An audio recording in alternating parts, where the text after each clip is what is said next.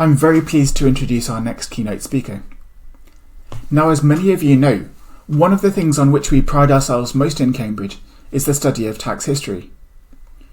We carry out history conferences every 2 years, and will soon be publishing the 10th volume of our book series, Studies in the History of Tax Law, almost 20 years after the first volume edited by the late John Tiley. However, if you were to look for the best historian of tax law around at the moment, you would not find her in Cambridge, but rather in the University of Exeter. And of course I'm talking about Professor Chantal Stebbings. What's perhaps most remarkable about Professor Stebbings is that not everyone would even think of her as a tax historian.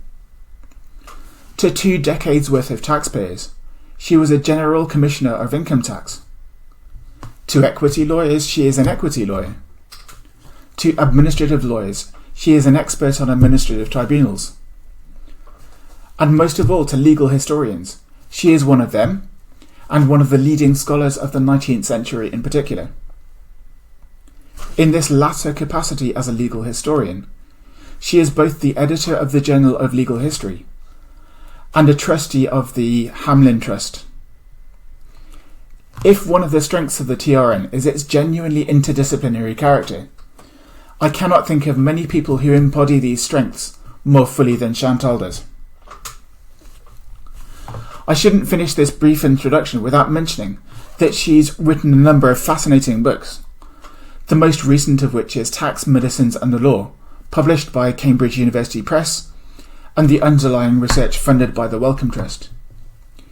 It is a fascinating contextual history of tax, and is an inspiration on just what can be done if we approach our subject with a bit of imagination.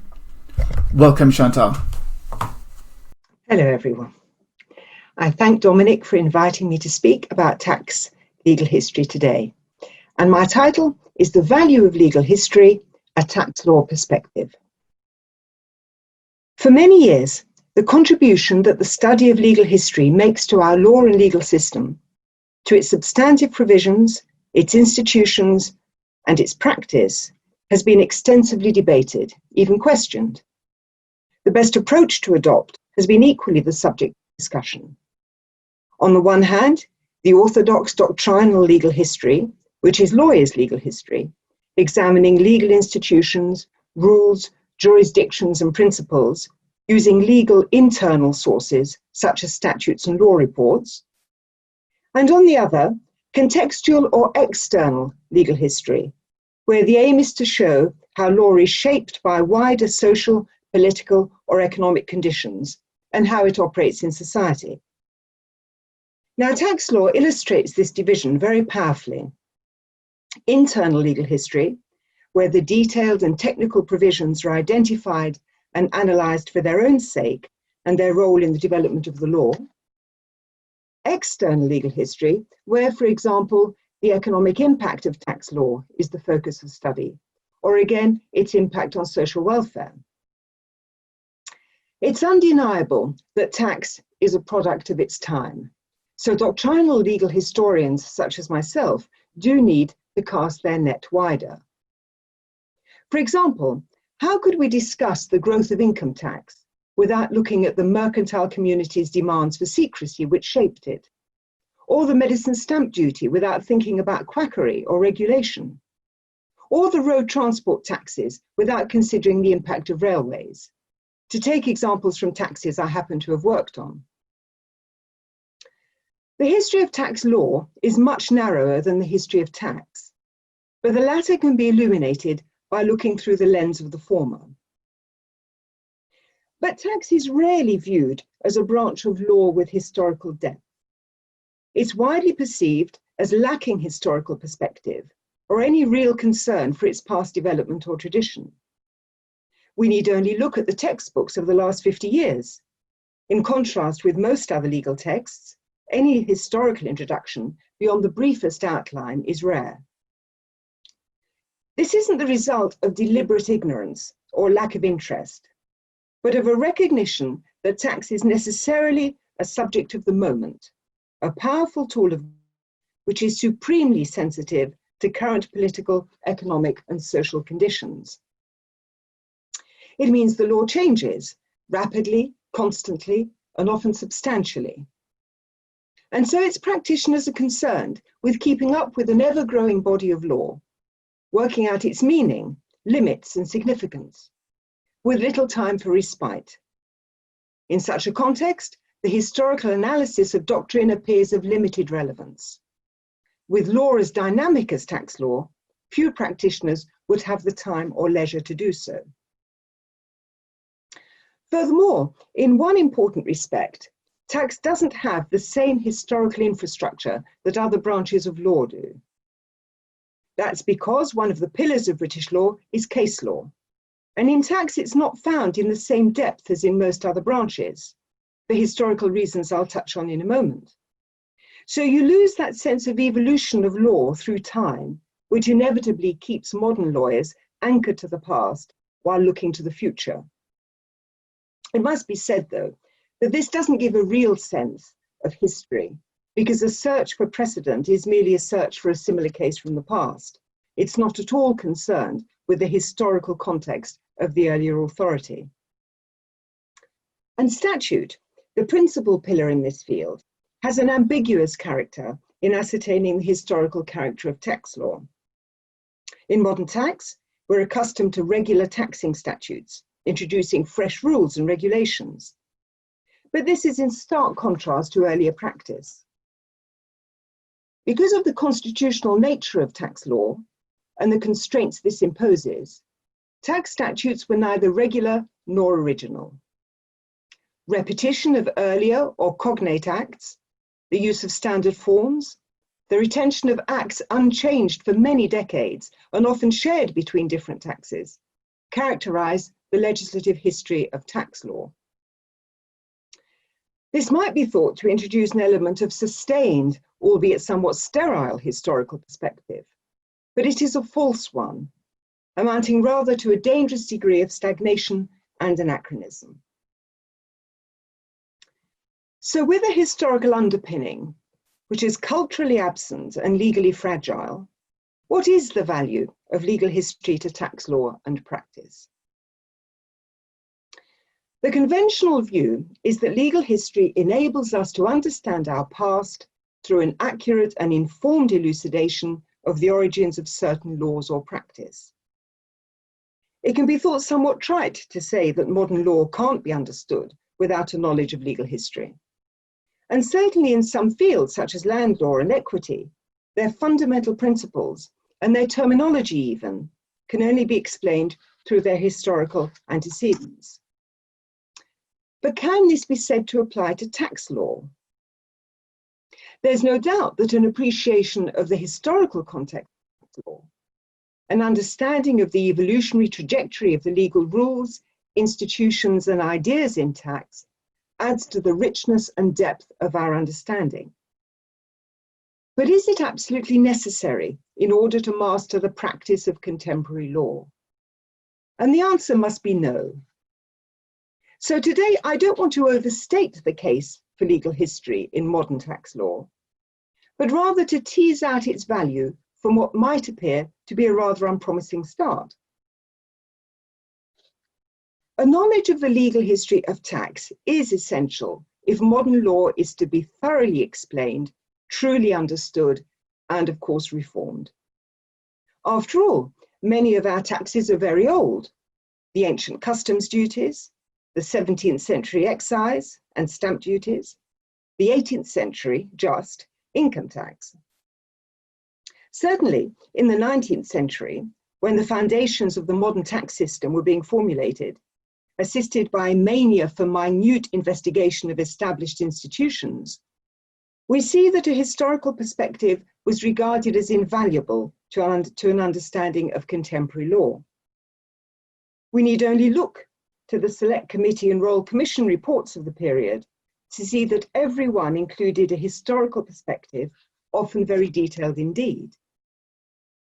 And we see this too in the annual reports of the Central Revenue Boards. Their main reason for the degree of historical discussion was, I think, to judge how the taxes in question were currently performing in terms of their administration and their social acceptance, to highlight any difficulties and to set this alongside the publication of the rather stark accounts of revenue yield. Of course, this historical detail is invaluable to the legal history researchers of our own day. But the point is that it shows that the historical perspective was regarded as important by working revenue officials who were responsible for the implementation of their contemporary tax law and the formation of tax policy. The same degree of close historical recourse is rarely seen today, though there are a few notable exceptions. Today, the history of tax law and an appreciation of the culture within which it was formed can often be the only way to explain the defining characteristics of today's law. It reveals tax law to be a somewhat odd creature. It is, of course, formal law, but it has characteristics that make it stand outside the norms of the legal system. And legal history explains this insular culture. So we know that it has a rare and prominent constitutional underpinning. The result of the nature of tax itself, its relationship to the royal prerogative and the growth of parliamentary sovereignty, not to mention the English Civil War. It has its own special parliamentary process for the same historical reason.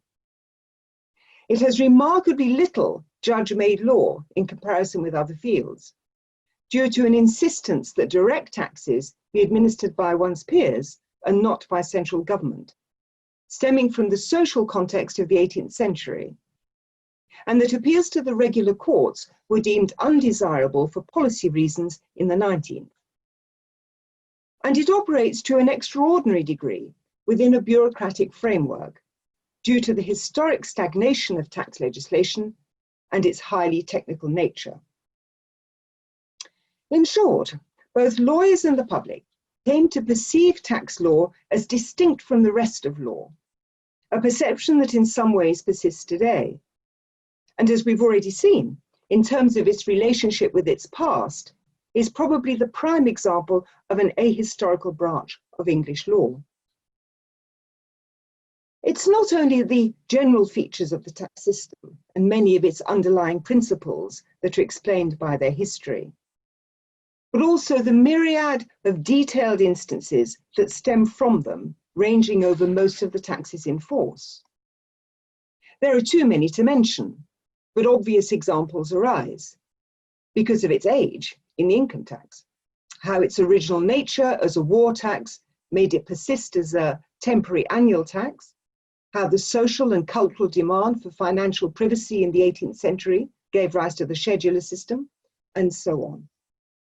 Scholars have gained insights from the principles of the old death duties, from the old law on capital allowances, from the terminology employed in the taxation of foreign income, and many, many more. By identifying the stages at which developments in taxation occurred, legal history gives us insight into the forces that shaped our tax law: financial, social, economic, political, intellectual, and pragmatic. And to these must be added inertia, an aversion to any overview of tax legislation which allowed historical anachronisms to remain undisturbed, and is seen even today in that the income tax legislation barely conceals its Georgian framework. Certainly, legal history has taught us that taxation is a powerful tool of state control to be used with the utmost care. Its very potency, and the fact that it's based on consent rather than enforcement, means that it's a fragile construct which cannot lightly be disturbed. We tamper with established principles at our peril, and even minor change must be approached sensitively. Now, history demonstrates that any abuse of this power can have the most profound and violent consequences, and not just in this country. The English Civil War, the French Revolution, the American War of Independence on the largest scale, local revolts against new taxes from ship money to the poll tax on a smaller scale. So one thing which tax history has taught us is caution. And this is one reason for the marked degree of conservatism in the UK tax system, a reluctance to question fundamental principles and a preference for piecemeal reforms as particular problems arose. And it can, more dangerously, feed the tendency towards inertia. Legal history can show us what has already been found to be effective, alert us to avoid repeating in the present errors of substance or procedure of the past, and it can teach us to be realistic in what we expect of our tax law. We can see what makes a tax fail: extremely high rates, complexity of provision, lack of definition, excessive extra statutory lawmaking, inappropriate process, and perceived unfairness. History has also alerted us to the dangers of using tax for purposes outside raising revenue. Attempts to combine provisions of revenue with provisions of police to control undesirable practices are seen to have been doomed to failure for most of the 18th and 19th centuries. The gin tax of the 18th century is a spectacular example. But then so's the medicine stamp duty to control quack medicines, the hackney carriage tax to avoid congestion in the capital and provide quality public transport, the dog tax to prevent rabies and a tax on livestock. All failed to regulate as long as they were embodied within a revenue-raising tax. We can also see that changes to tax law have consequences far beyond fiscal control concerns. Tax tends to ignore its wider impact and its limitations if those don't affect the yield. And because such consequences often only emerge after a considerable period of time, we don't always have the opportunity to assess them in the modern tax setting. But history provides salutary lessons in showing us that they exist and can sometimes be very unexpected. The effect of the window tax on public health was striking. Contagious diseases made worse by a lack of fresh air, accidents tripping on darkened stairs. The medicine stamp duty, with its revenue stamp being regarded by the public as a guarantee of safety and effectiveness. The effect of taxes on building materials and indeed on windows, on the urban landscape, and so on. And these serve not only as a warning, but encourage us to judge a tax not just by its monetary return. Legal history provides insight into and leaves a legacy from any number of aspects of tax law. But if I had to choose but two, I would choose the tax tribunals and revenue practice as having a strong and persistent historical provenance.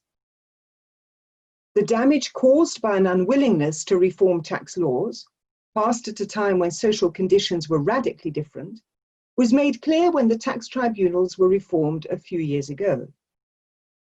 The amateur tradition of local lay tax tribunals, essential to the popular acceptance of direct taxes 200 years ago, was no longer appropriate for the 21st century. There was no mandatory training for general commissioners, who were the predecessors of the first-tier tax tribunal. No required qualifications even for an individual to act as their legal advisor, their clerk. There was confusion as to the nature of their jurisdiction, as adversarial or inquisitorial, which had been appropriate when the commissioners possessed assessing and appellate functions, but was entirely inappropriate and problematic at the end of the 20th century, when they quite clearly had only appellate functions left.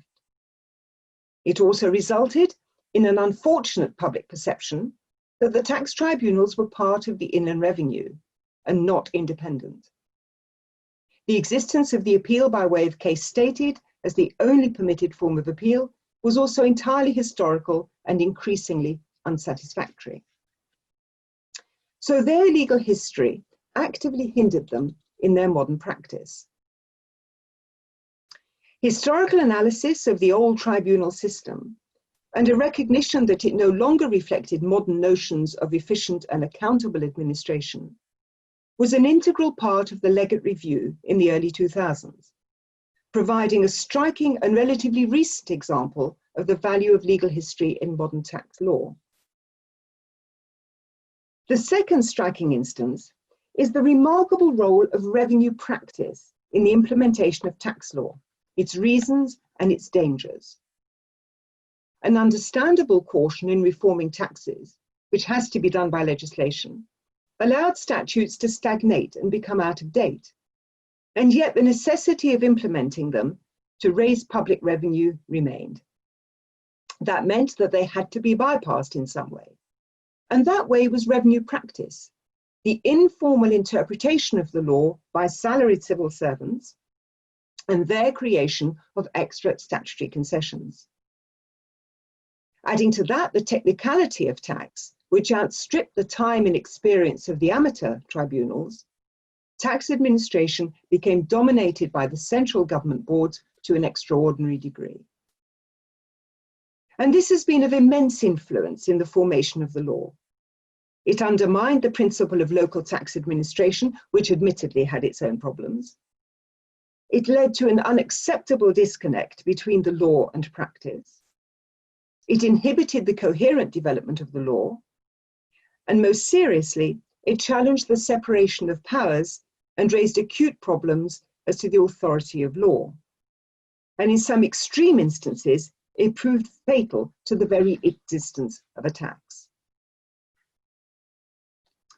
In conclusion, the history of tax law satisfies our curiosity and is a powerful tool of understanding, elucidation, and of course, reform. By understanding tax law's evolution and underlying imperatives, its successes, its failures, its consequences, and recognizing instances where modern doctrine or process are irrational or inappropriate to retain today, it permits imaginative, sound, and practical law reform, most importantly, supported by evidence. It shows us how to adapt the legal rules and institutions of the past to serve modern needs. And indeed, it shows us that most taxes, institutions, rules, objects of charge, and exemptions have already been tried in one form or another, and that taxes are very rarely new. Legal history is a force against dogmatism. It ensures we're more open-minded as to the limitations of tax law. It makes us careful, realistic, and better informed. But it can have a further positive effect. We've seen that the introduction of a new tax, or the reform of an old one, are actions of great political and social sensitivity, and seating the reform in the history of tax introduces elements of solidity, tradition, and security to taxpayers. The past also serves as a source of wisdom or authority, and this has always been so. We see William Pitt repeatedly calling on history to ensure acceptance of really quite radical tax reforms. So while it might be thought that legal history paralyzes the law, with a demonstration of its antiquity stifling reform and promoting conservatism, the contrary is true. Legal history sets tax law free from the past. By revealing the essential features of tax law, they're opened up for examination, debate, and criticism. It means we do not need to speculate, and it shows us that little in tax is inevitable. Thank you.